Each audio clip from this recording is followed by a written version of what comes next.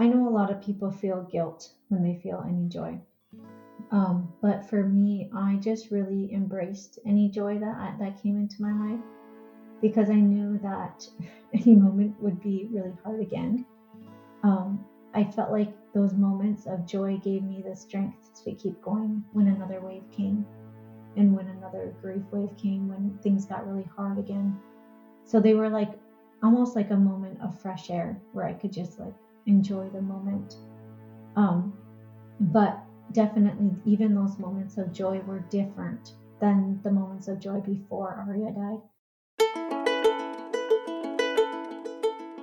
Hello, and welcome to Grief, Gratitude, and the Gray in Between podcast. This podcast is about exploring the grief that occurs at different times in our lives in which we have had major changes and transitions that literally shake us to the core and make us experience grief. I created this podcast for people to feel a little less hopeless and alone in their own grief process as they hear the stories of others who have had similar journeys. I'm Kendra Rinaldi, your host. Now, let's dive right into today's episode.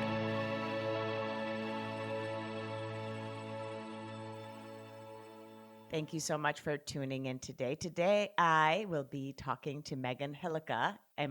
Did I say it this time right? Yep, you Now I did. want to say it. Okay. So this has been my biggest challenge doing the podcast is pronouncing people's names correctly. One of my biggest challenges. Um, I've had episodes in which I've completely, said the last names absolutely wrong. So I should just practice before I start recording. So welcome, Megan, to our podcast. I'm glad you're here. Thank you for having me, Kendra. I'm really excited to start chatting about grief, which seems kind of funny, but I love talking about grief and It's all the so stuff weird, that comes right? with it. It's so weird that when you're in this arena that we actually look forward to bringing up this conversation of Yeah, it like that we but I think it comes from trying to when you've experienced it, you do want to be able to talk about it, to grieve through it as you're going through it, and normalizing the conversation is something important. And I mean, that's the whole point I created the podcast, was exactly for that, to be able to normalize this conversation about the topic of grief and the topic of death, which we don't talk enough about. And I think that that's why then grieving becomes so unknown when we experience death, because we don't talk enough about death, right, to be able to yeah, then totally. know about it. So let's first do a few of just getting to know each other kind of things, which we are just the two of us just getting to know each other. It's our first conversation. So where do you live? I am from Minnesota, like Twin Cities area, Minnesota. I don't hear the O. I don't hear the Oda. I don't hear it. I don't hear it. I'm good with accents, and I don't hear the soda, Oda, O, the don't the so don't isn't Minnesota, is it, no, or is that more That's Dakota? more like Dakota. Canada, I think.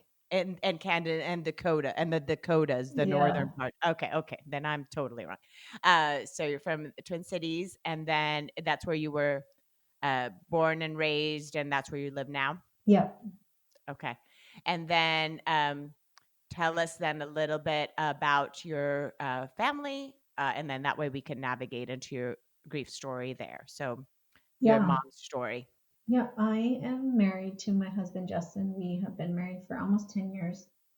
We have 6 children, ages almost 9 to 18 months or so. And within those 6 children, we do have a daughter who died almost in May. It'll be 5 years. She died in 2016. And so I guess we have a big hole in our family, big part of our family missing, even though we have a lot of kids compared to a lot of people in a lot of people's view. And it doesn't matter how many kids you always have that hole. There's that big, Mhm. huge gaping hole in our family. Yes. Now, how old was she? And her Aria, just from your website, is her name. What? How old was Aria when she passed away? She was And what 15 word do months you like to old. say, by the way? And what word, what phrase would you like us to refer in terms of that? Is passing away okay for you? Is there Yep, any I'm good with trigger that. words? Okay. Okay. No. So, what? So she was 15 months old. Yeah, she was 15 months old, 15 months, 11 days. She died in the night in her sleep. And I was due with her little sister in 4 weeks. So I was 36 weeks pregnant Oh, uh, wow. with my fourth child, and then she died in the night. Like sudden unexplained death in childhood. It's similar to SIDS, but it's just once they turn a year old, like there's no cause of death, just Mm. sudden and unexpected. They don't call it SIDS anymore after the No, year has it's gone by. sudden unexplained death in childhood after a year. And then your other two children are the older two. Then are they boys? And how old were they when Arya passed away? Yep, there's two boys, and they were 4 and 2.5. So 4, 2.5, and then Arya was 15 months. You were about to deliver. Then it was in another daughter. Yep, At that moment, you're yep, expecting. You said, okay, and here you are pregnant, and then experiencing this moment of grief very close to the time in which you're about to give birth. So a moment of joy was about to come just around the corner with this, a sudden grief experience. So take us a little bit into that moment. You said you found her then at night, and we don't have to go into the details, but part of the reason is that you did suffer PTSD from that, as what you shared with me in the email. Um let's talk a little bit about that and how you navigated that at the same time as about to give birth. yeah, it was a lot. Like many times I thought, how do you say goodbye to one child and hello to another in such a short period of time? Like it was like, how am I going to do this? How do you do this? Um, and I think like with anything in grief is you don't have a choice, you don't have an option. So that's what you're doing, right? None of us chose to say goodbye. And people ask like, how are you doing it? And it's like, well, I don't really have another choice. It's just what is going on in my life right now. Um, and yes, I was diagnosed with PTSD, that's post traumatic stress disorder, after Aria died because I found her in the night, or actually, I found her in the morning. But yeah, I, it was horrific. It was horrific to live with the trauma. Um, I think grief and trauma have so many parallels, but there are so many different things about trauma that it's important to understand. Like I talk about grief and that we can learn to carry the grief. We can learn to live with the grief and hold space for the grief. And it's kind of a part of us for the rest of our lives. And trauma is something that can be healed, something that you can finish the trauma cycle. Mm. So I was terrified with my new baby girl, of her dying in the night, of her sleep. I was scared of my other children. I lived in a state of absolute panic and terror and fear.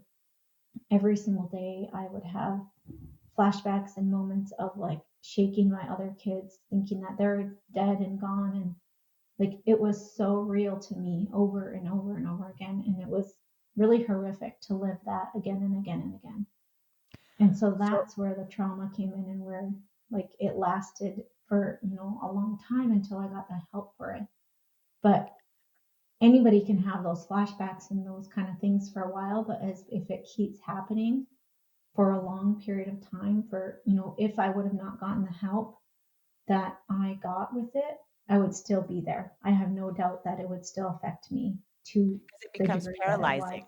It becomes paralyzing when it Mhm. already gets to a point in which it paralyzes areas of your life and stops you from being able to live a life. That's already when it's already like you really do need help at that, even before that probably. That's so good that you seeked help. What you were describing about the fear, um, I always say this to people. I can never say I understand their grief because I don't, even if it's that I've experienced the, similar type. I know that I can't say I understand it.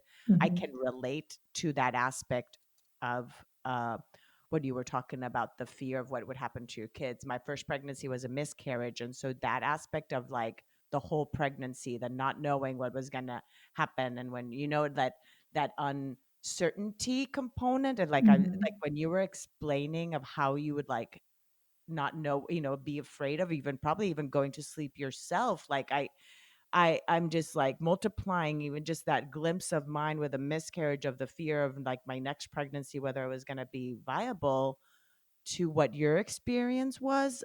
It's like uh, unimaginable. Like I don't, it's, I mean, I'm imagining it, but not be able to really like Yeah. completely comprehend it. Yeah. Oh gosh. Um, so then how long did that take for you? 'Cause so, okay, let's, so when you had your daughter, how was that for you to be on that survival mode still here, with your, giving love? Were you able to nurse? Did you produce milk, by the way, too, at that moment? Yeah. And sorry, this is very TMI information, but I'm That's just fine. curious Yes, I what was the able to body nurse does. her. You were, but you know Mhm. what I'm talking about? I was just wondering, like, what the body does in that aspect of still feeling this amount of sorrow. I wonder if it ends up something happening of it not even being able to fully, I don't know. Does that make sense? Is that a really weird Yeah. question? No, My it's not question? because there's a lot that I've learned about like trauma and pregnancy, even how it affected my daughter. Even though she was in utero, but the trauma that I experienced, she has had now that she's 4.5. We have seen different things that have come out in her that I do believe are from that trauma that I experienced, and that how much she was affected by what I went through.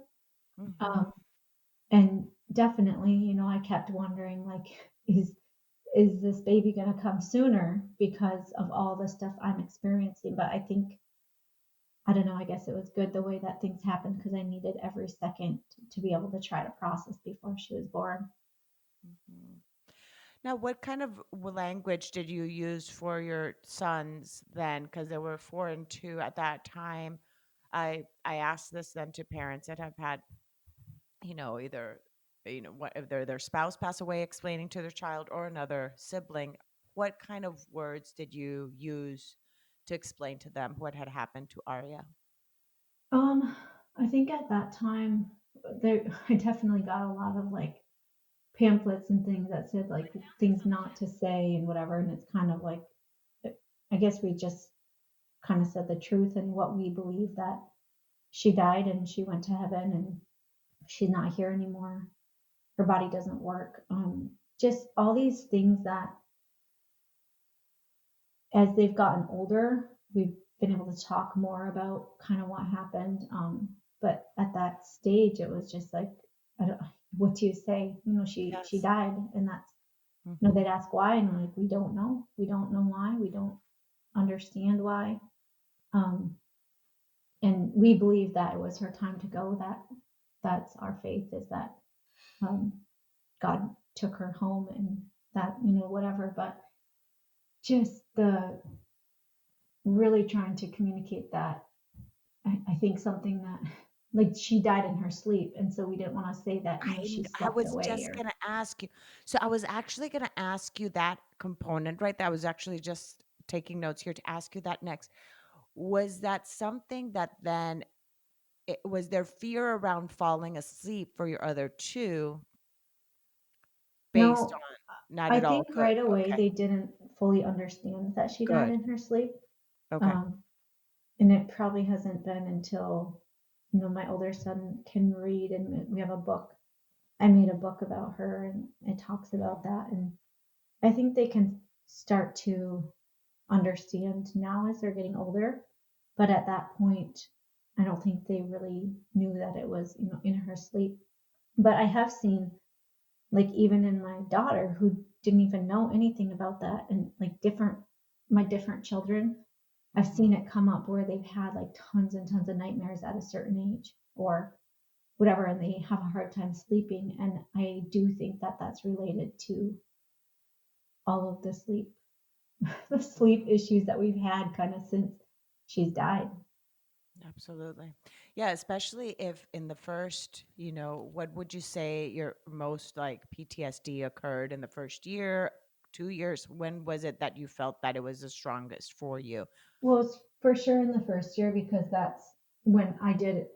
I spent my life going to therapy and doing the work and Hmm. processing the grief and the trauma and getting help. So it was the first year. And by the end of the first year, I had done so much work on myself and really healing that trauma that it definitely wasn't as big of a thing. I would say it probably affected me greatly for the first year, and then the second year was easier. And now I don't I don't really live with the trauma. I would say yes, trauma can be healed. It's still a part of you. It's still a part of your life. It's still a part of your story. I still have moments where like I'll go check on my other children, my sleeping baby. Maybe my baby's not getting up, and I kind of like, oh, they should be getting up. And I can get a little bit anxious. And but the thing is, I'm not terrified to go check on them. Like for me, at some point, I just wouldn't even go look at them, or I had to go check on them right now in order to like stop this anxiety or fear inside of me. And now I don't get that bodily response. It's just a thought in my mind that's always there. It's still there every single day. Like, what if I find another dead child? But it's not a physical bodily response that keeps me in this place of terror every day. I think that's important that what you're just saying right there, because it's acknowledging that it's there, but not allowing it to control you is what makes it be that the trauma is no longer there controlling you. You Yeah. Yeah, you because have, of course, the thought. Yeah.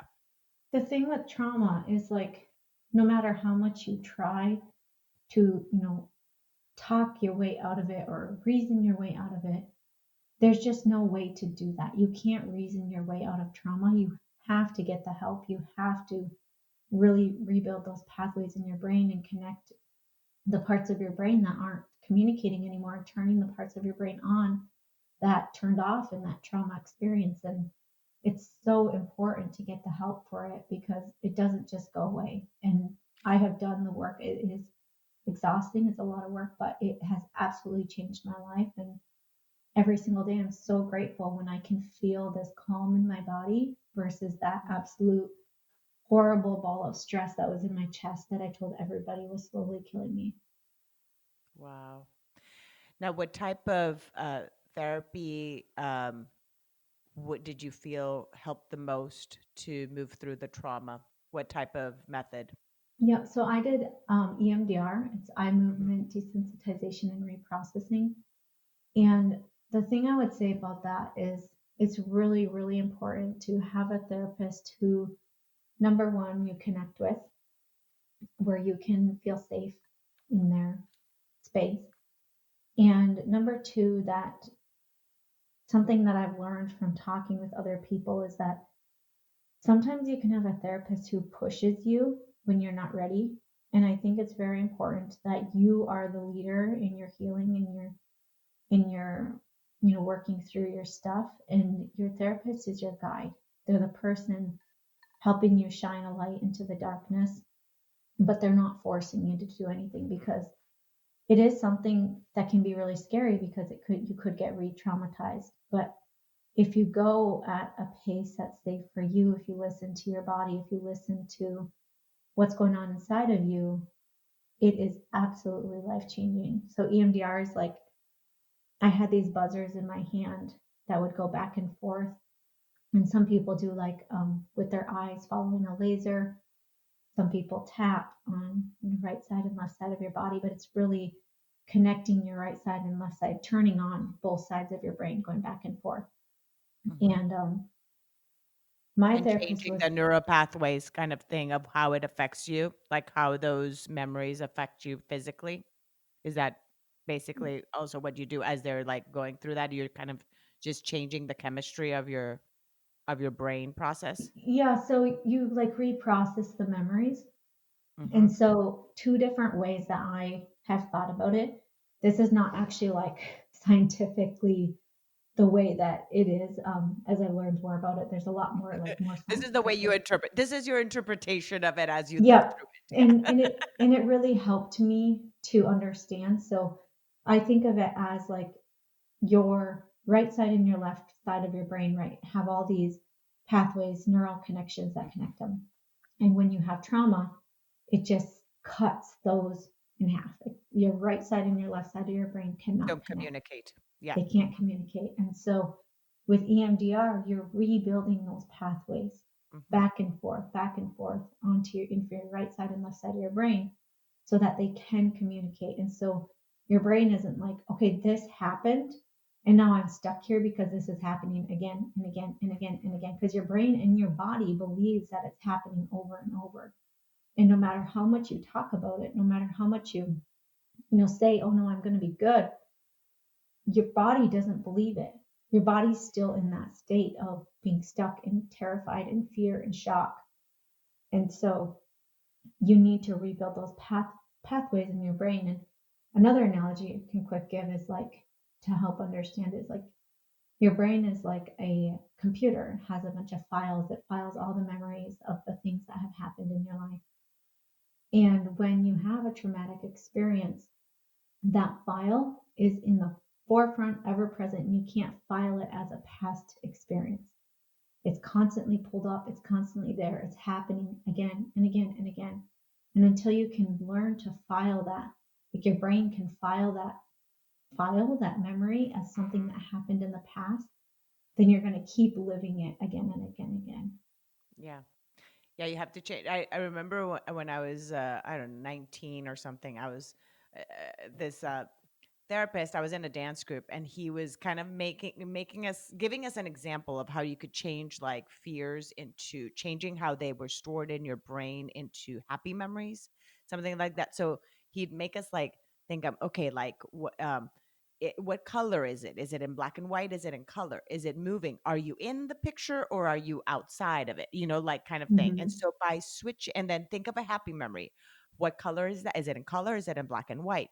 Are you in it or are you at it? Now let's switch that other memory to make it look like this one visually, Mm-hmm. so that it stores. I remember that exact when you said a file, when that in that back then it was filing cabinet. It was not like the there was no virtual files then. But I don't think I think we had just started computers, so I think it was more like a filing cabinet and putting it in another, putting it in the filing cabinet of happy memories, even if it had been a hard one. But if it recognized it as this, had the same color and so forth in the memory box, it wouldn't trigger the emotion that it is. So I'm assuming it was kind of like a very glimpse kind of of what you are explaining now. And when you Yeah. were saying that, I'm like, oh, I kind of had that, a while back. Um, Now, how in this process then, you went through that for that year, you navigated your grief. How did you and your husband, was it Jason? Jason, is that you said? Justin. Justin, sorry, I Mm-hmm. was like, No, you that's said at the fine. beginning. How did Justin and you then um, navigate this grief at the same time of balancing all these joyful moments with your kids too? And how did you react when joy would come into your life? Yeah. If like those So joyful moments, first to the how, joy, yeah, and yeah. for me, I know a lot of people feel guilt when they feel any joy. But for me, I just really embraced any joy that came into my life because I knew that any moment would be really hard again. I felt like those moments of joy gave me the strength to keep going when another wave came and when another grief wave came, when things got really hard again. So they were like almost like a moment of fresh air where I could just like enjoy the moment. Um, but definitely, even those moments of joy were different than the moments of joy before Aria died.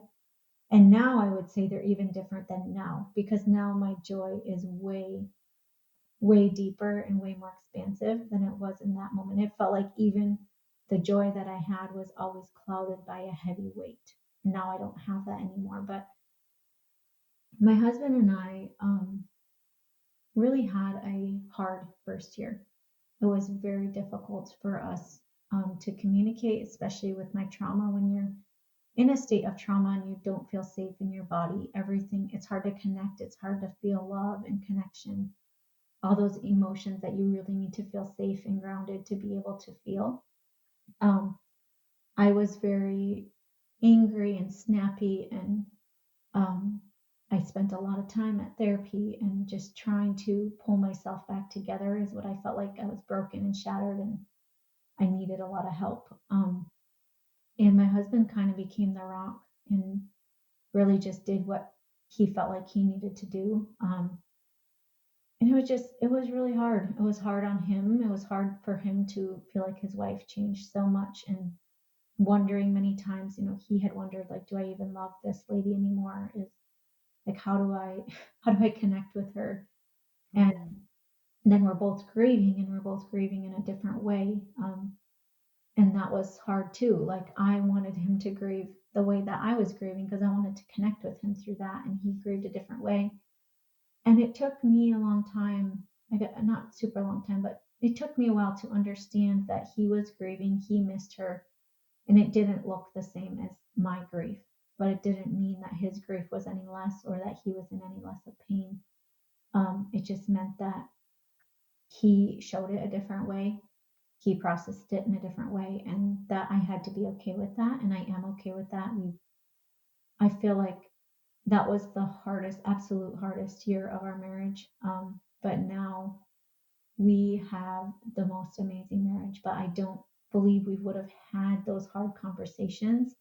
We had to have so many hard conversations, super painful, super hard conversations that I would have never had, that I wouldn't even have considered sitting through, until grief and Aria's death really forced us to sit down and have those kind of conversations. And I begin to learn that that is where our marriage has deepened, is when we communicate and we know that we can get through hard things together and we can have these hard conversations.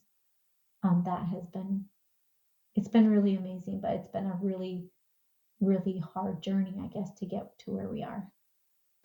You touched on several things in this when you were sharing right now. One was that aspect of one how people do grieve differently. Here was you both had your daughter, both had experienced the same loss, yet both, of course, experiencing it very differently, and that disconnect could drive people apart.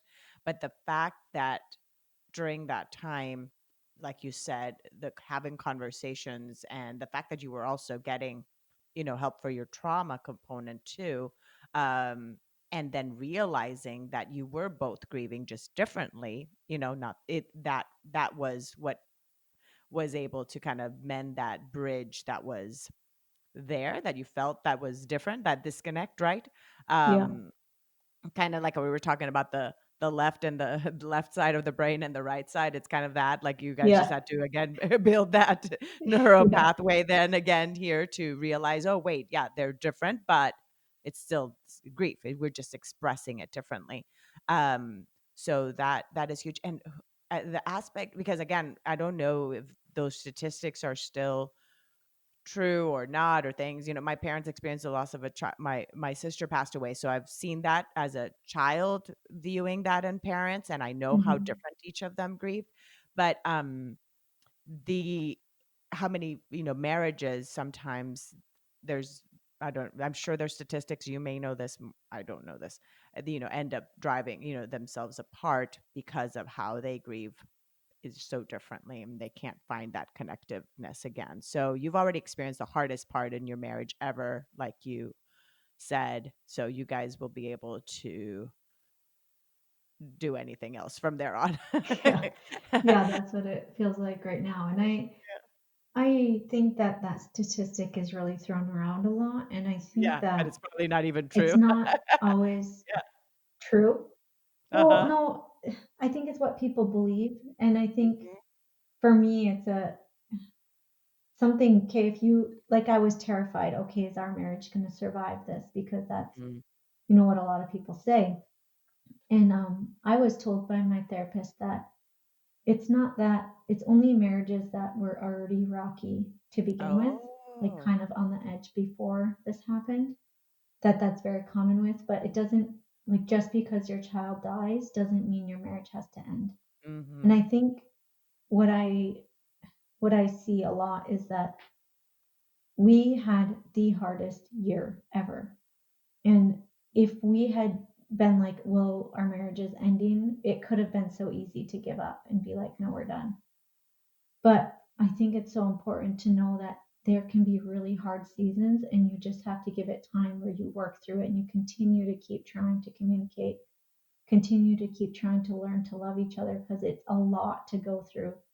And when you can give yourself, both of you, the grace and the space to Oh, work through it that's in right. your own way, Mhm. then things can happen and change. It becomes so much more beautiful. Like our marriage is so much deeper than it has ever been. And we wouldn't experience this unless we had done this hard work of communicating and connecting and keep trying again and again and again. That is so, what you just said about the season, right? Even just the seasons in grief too. There's still gonna be other seasons in our own grief that may be tough again, even though Mm-hmm. we might have had 3 seasons of good, there might come a really tough winter Yeah. unexpectedly, right? As well. So, how do you navigate your grief now? And what tools do you use to navigate your grief? Yeah. The biggest thing I would say now for me is that I know that grief is with me for a lifetime.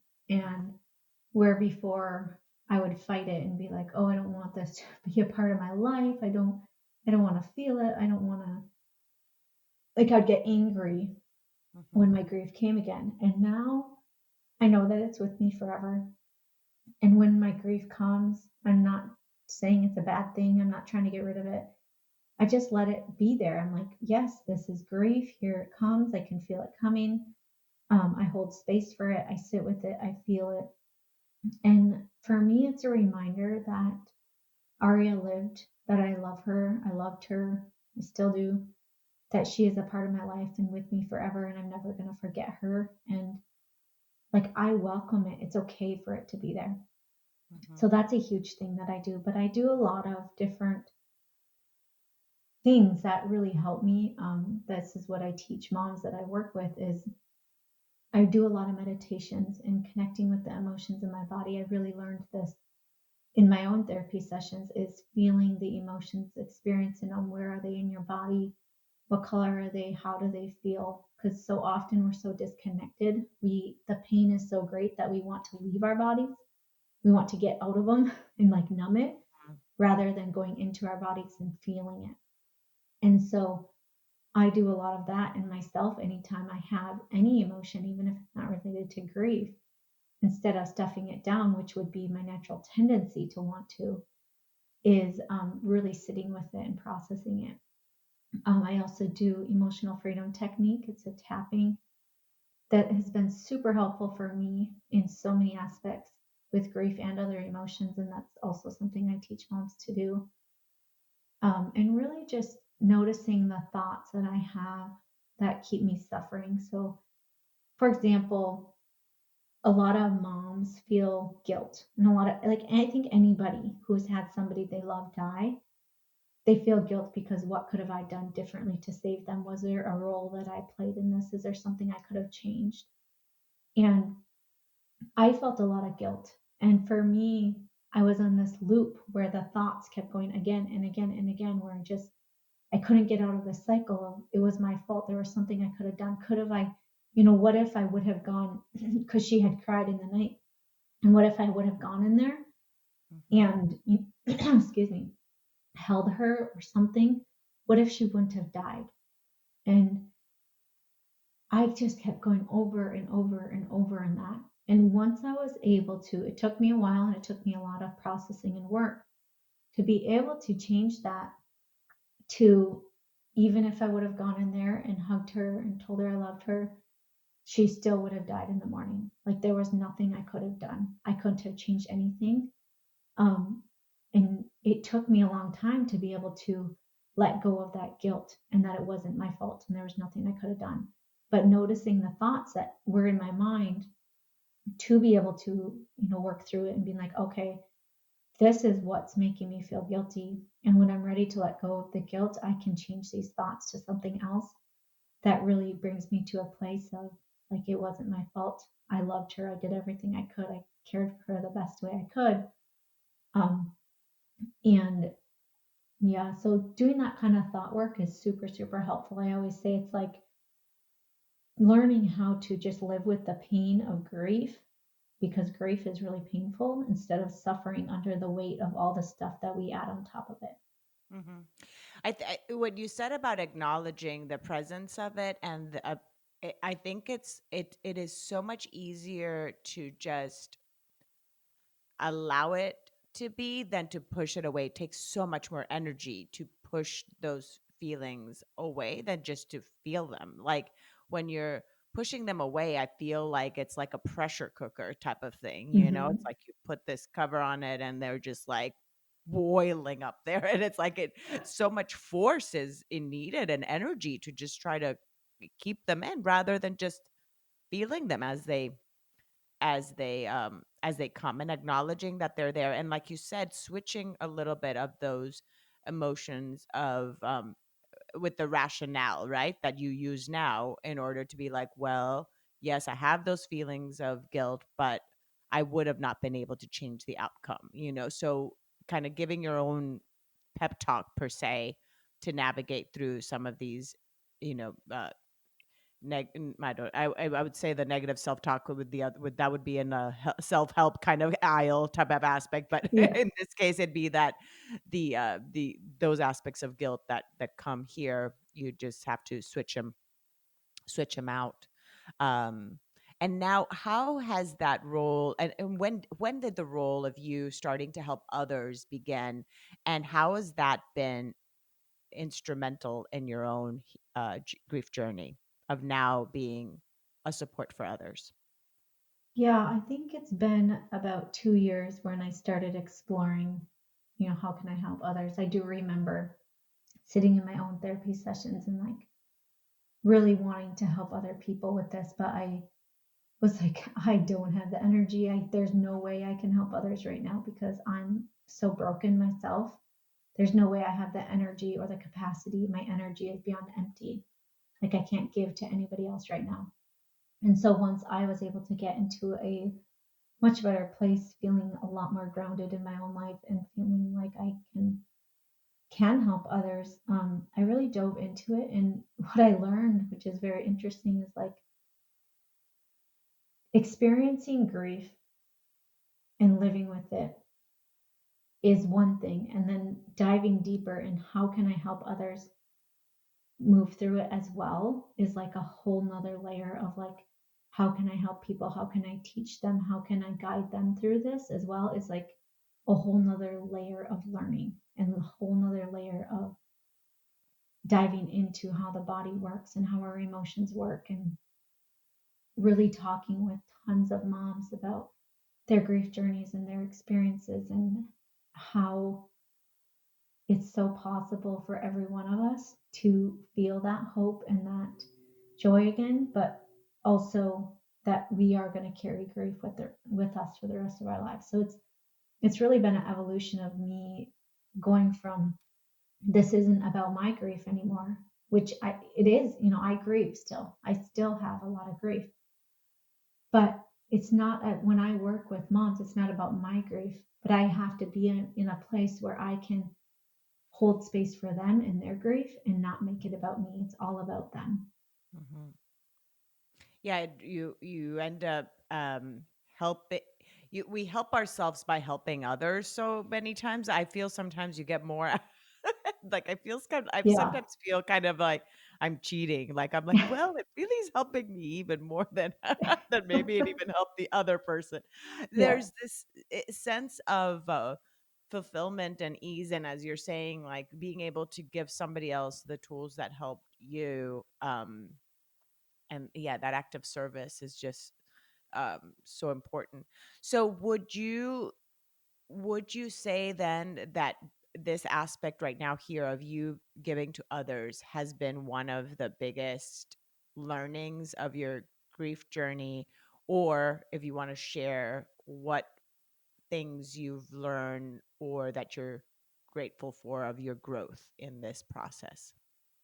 Yeah, I would say first, yeah, helping others has been amazing and really like when I'm with somebody on a call and they can see the difference in their body and they can feel it and they're like, this is the first time I felt hope.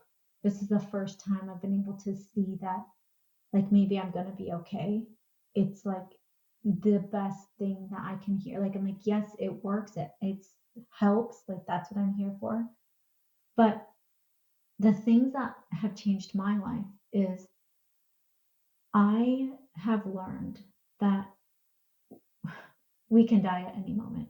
Any of us, my husband, I could, my other children, people I love can die at any second. And I think we want to like ignore that fact and kind of pretend that it's like it doesn't happen, you know, like especially with child loss, we're like, this isn't supposed to happen, this doesn't happen. It's like, well, actually, it did happen. It does happen every day to people. It happened to me. And I just really want to learn to be content in the moment that I have and live the life that I have right now. And really, like, we have so many things that we put off for another day or like later on, or oh, when I'm retired or when I'm whatever. And I'm like, no, how can we live our life now? How can we live the way that we want to live now? How can we connect as a family now? How can we spend time together? How can we make that our number one priority is connecting and being together? I really learned that my relationships and my faith are really the most important things to me in my life. And so, really, I feel like it took me Aria dying to really kind of understand that on a deep level because I think I took everything for granted and I took everything like it's just going to always be this way. And I learned that it's not, it might not be. And I really want to, it's almost like learning to live fully because Mhm. not out of fear. I don't feel like I'm in fear of like, we might die tomorrow, but because we could die tomorrow and I want to live our best life now. And so that's a huge thing that we have learned. And I feel like we spend a lot of time as a family together because of that and like spending time, quality time, really. How do you connect with your children? How do you connect with your spouse? So that's something that we have learned. And then the other aspect for me is that I was terrified of feeling emotions. I was terrified of hard conversations. Before Aria died, I would rather than have a hard conversation with somebody, I would rather like end the friendship or just ignore it or shove it under the rug and pretend it wasn't there. And now I've learned that the hard conversations really bring out so much deeper meaning, and feeling the heavier feelings really brings so much more joy. So I learned that processing these really deep emotions, my emotional spectrum, my color wheel of emotions has expanded to way more that I didn't even know it was it was possible to feel such deep pain in my life. But on the other end of that, I didn't know it was possible to also feel so much joy because I've had that depth of pain. I can also have that depth of joy. Mm. And all this you learned also just from those hard conversations that you and Justin had to have during that time too. Like that was that was one of those learnings, was that hard conversations are needed in order to awaken all these other levels of emotions. It's like another language. Like you learn another language when you open that possibility of having tough conversations. Yes, for sure. Mhm. Because you said like the emotional wheel and stuff. So it's like, oh, wait, I can feel this. It's like it Yeah, expands it. It's expansive instead of constricted. yeah. Um, There's yeah. so many emotions that you can feel and they're not all super pleasant, but there is some that are so pleasant because you felt the unpleasant ones. Mhm. Now, with that vocabulary now that you have of that emotional vocabulary, how do you then now help your children through their own understanding of emotions when they're feeling something, like when they're going through a tantrum? Like, does it change the way that you even communicate through them of what it is they're feeling in that moment? Yeah, this is something I'm definitely working on myself. I think the biggest We thing all for me is like, especially to have the time to actually think of it, because it's like we all, like, had time to, like, if I would go back in time to when my kids were little, the amount of things I'd change, like if I had slept enough, if I had eaten enough, like maybe my temperament and stuff would have been better, that I would have had more teachable moments rather than reactive moments. So let's just talk in those moments that you've actually slept and that you have a clear mind.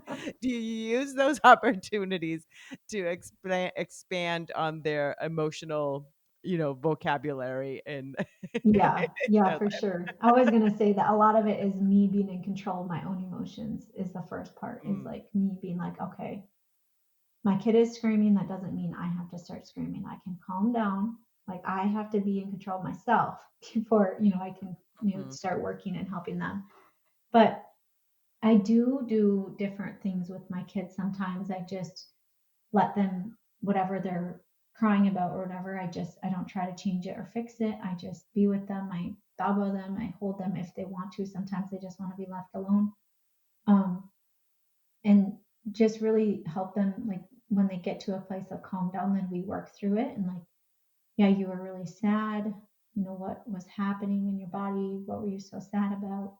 Kind of working through it that way. But as like my kids have gotten older, I've also, when my child is like super grumpy and they won't talk to me, I'll talk them through connecting with what's going on in their body. Be like, what do you feel? To me, it seems like you're really grumpy or you're really frustrated. Um, where do you feel that in your body? And I might say, when I get frustrated, my jaw starts to clench and my throat starts to get really tight and it feels like I can't talk. Does it feel like that for you? Or like trying to help them start to notice what's going on inside of their bodies when they are feeling an emotion. And then another thing that I do is like behavior always comes from an emotion that they're feeling. yes. And Mhm, so if they're not behaving or being really mean to somebody, I'll ask them like, what's going on with you? Like, what are you frustrated about? What are you angry about? Like, what emotion are you feeling? What's going on with you that you're hurting other people?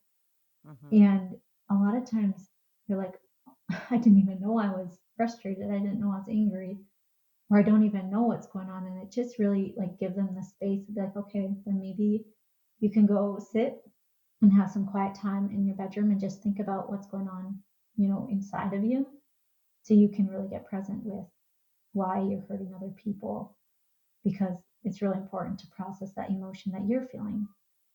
mhm. And do you think 4 years ago, if I would you would this would have been how you would have talked then? No. No. Yeah. No, I have learned a ton about emotions and processing. And 4.5, 5 years ago, for me it was like, can you just listen to me? Hello, like do this, do that. Like I wanted them to all be little ducks that followed me and listen to Mhm. what I said and did. And I've learned a 'Cause I lot, but said so, yeah. Because I yeah, said so, and trying to fix what it was they were feeling rather than yeah, just allowing them to feel. Not much different than with grief, just yeah, feel it and just like you said, like, they wanna have a tantrum, just have it, get it out of your system, kind of like, get yeah, it out and then navigate through it. I know there's yeah, so many things that now I'm like, "Man, could I go back and change that?" Even still, I'm with teenagers now, very different too, because then it's always the ego that comes into play, and it's the ego that's wanting to try to fix the situation and make it be my way, but that's not yeah. really what it is. Yeah, that's not really what it's about. um I wanted to ask you, how do you honor as a family Aria's memory in your life now? Yeah, before I say that quick, I hope you can't hear my kids crying in the background. They are with the Oh, babysitter, but oh, is if it you can already? hear Is them, I I apologize. know. Which, by the way, before we started recording, when she was saying, she's got 5 kids right there at home, I'm like, from 9, from 18 months to 9 years old, and I'm like, "Wait, how did you find time to do this recording?" So it's like, you're like, "Oh, scheduled a babysitter. So Yeah. thank you for doing that. Are they is it okay? Do you need to tend to them? No, I It's don't. totally I have fine. a babysitter, so they're fine So with the she's babysitter. I just okay. wanted to mention that in case you hear them. Oh, it's life, right? It's life. Yeah. So they're not knocking outside your door like, "Mama." No, no. 'Cause But, I could pause and then record afterwards if you needed to tend, so not a no, problem. we're So, yes, good. how do you honor her in your life? I saw something the other day of, like, a family picture of somebody, and they hold a there's always a teddy bear in their family pictures, kind of, Yeah, just to honor the presence of their sibling. For example, that was, like, one thing. So, what are some of the things you do as a family to keep her memory and to talk about her um, and especially to the ones that never met her in person, right? So, yeah. how is her life in your life now? I feel like there's a lot of ways we do. We talk about her often. She's talked about every day. Especially just like by my kids during play, they'll be eating and they'll be like, "Oh, Aria is eating food too," or Hmm. "Aria's looking at us," or like The little she, ones, the youngest ones? yeah, all of They them. They all all of the talk about cute. her every day.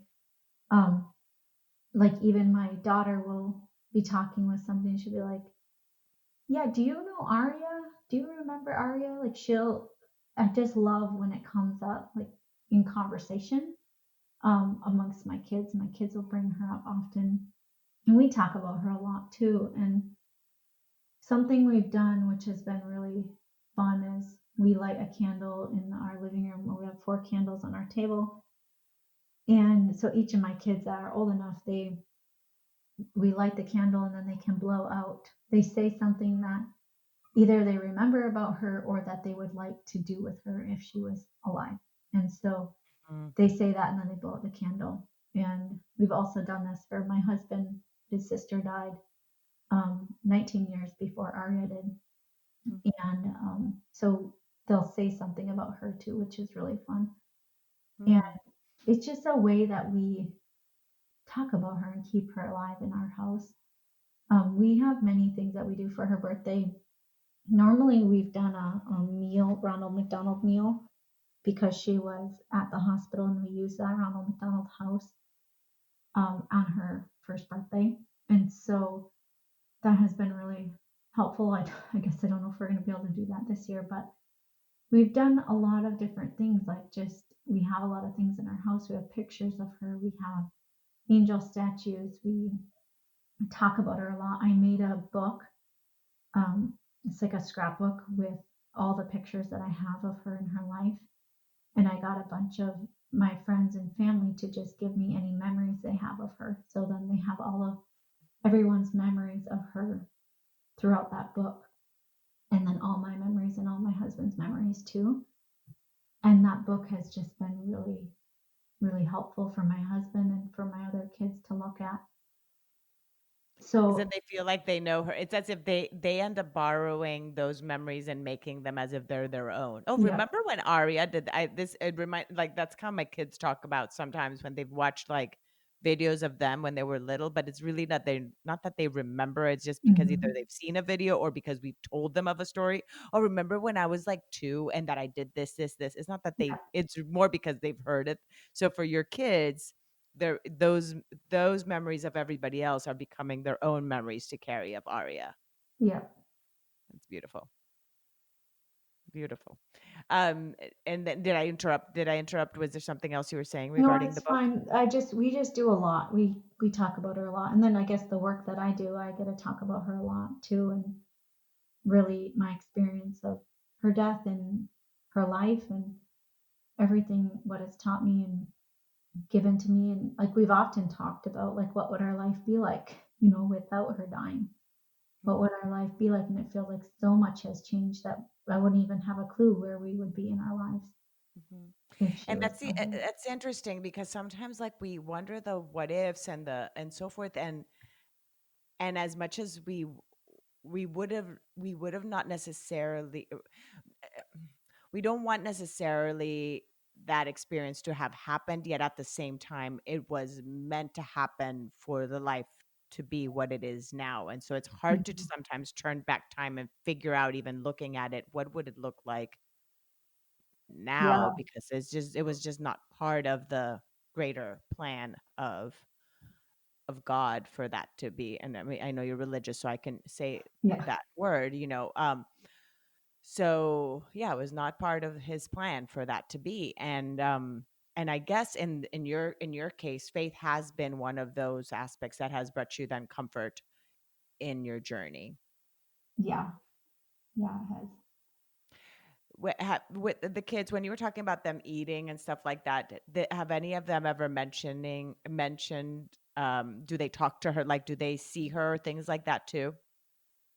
Do you have They any of haven't done little that kind of anecdotes? thing. No, Okay. but just more like they talk about her and what she, she's eating too, but not like she's there eating, but they're kind of joking. Like, Oh, okay. yeah, That's cute. That's cute. I'm yeah, glad that they, you know, keep her there in their daily memories in life. yeah, they Is there do. something else you wanted to share that I did not ask? Any words of wisdom for the listeners that may somebody that may be just starting their grief journey at this moment? What would you say to them right now? I What would would you say say, to yourself if you know what I mean? Like what would even mhm, like if you just experienced this? yeah, I would say just give yourself a lot of compassion and grace and know that your tank is beyond empty. Like everything that you could do before, everything that was possible for you before is going to take gigantic effort to do now. So just like cut out everything that you don't need to do and really give yourself the grace and the space to grieve and give yourself that permission to grieve because processing the emotions and feeling the pain and working through it is really the only way through grief. We can't get through grief without going through it. I really wanted to just go to sleep and wake up on the other side of it. And it's just not possible. You have to go through it. And just give yourself a lot of grace because you need it and you need that space and time and really the space to process and work through it. And I would just encourage you to get the support and help that you need, either with me or with Kendra or with therapists or with whoever that you connect with and feel like they can help you because you do not need to do this alone. It is not something that you need to do alone. There's so much help. There's so many resources, and I would just encourage you to seek that help and get the help because you can learn so many things and really get yourself out of a stuck place in a lot faster way when you have that support and help and guidance. Thank you. And then sharing about that, share a little bit how people can find you and what would working with you look like for somebody that's wanting. Do you only work with bereaved mothers? So I focus on bereaved moms, but I really believe that grief is universal. It's a universal experience. And so if somebody wanted to, I can definitely work with them one on one. But I do like group coaching with moms. I have a group program and I have a grief program that moms can get as well.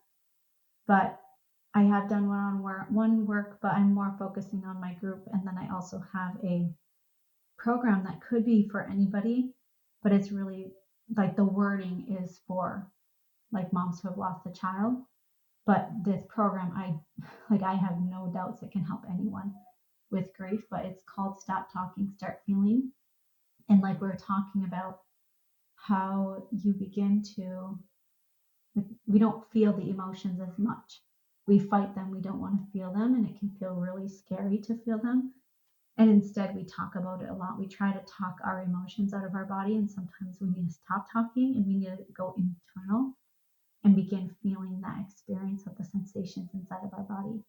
And so it's a mini program, mini workshop that really just dives into that and how emotions work and really gives you a different perspective of emotions so they're not so scary and that you can embrace them.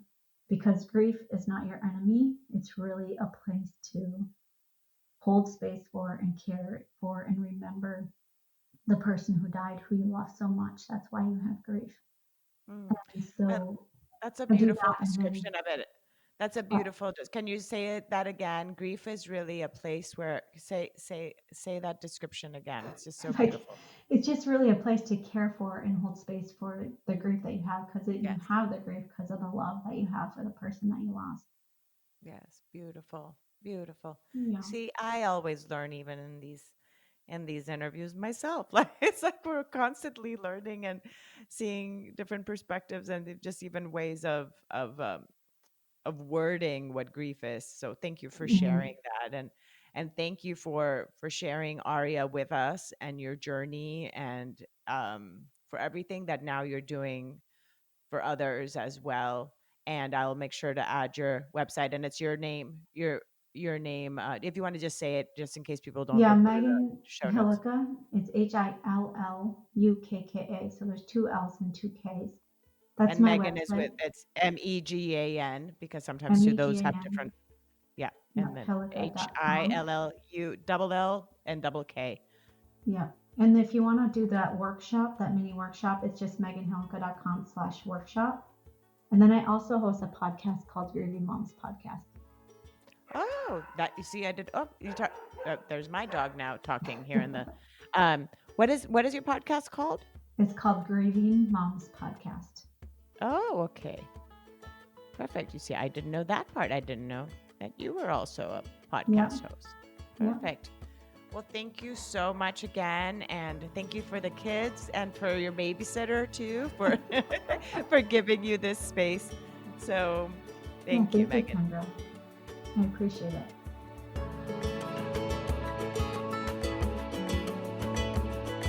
Thank you again so much for choosing to listen today. I hope that you can take away a few nuggets from today's episode that can bring you comfort in your times of grief. If so, it would mean so much to me if you would rate and comment on this episode. And if you feel inspired in some way to share it with someone who may need to hear this, please do so. Also, if you or someone you know has a story of grief and gratitude that should be shared so that others can be inspired as well, please reach out to me. And thanks once again for tuning in to Grief, Gratitude, and the Gray in Between podcast. Have a beautiful day.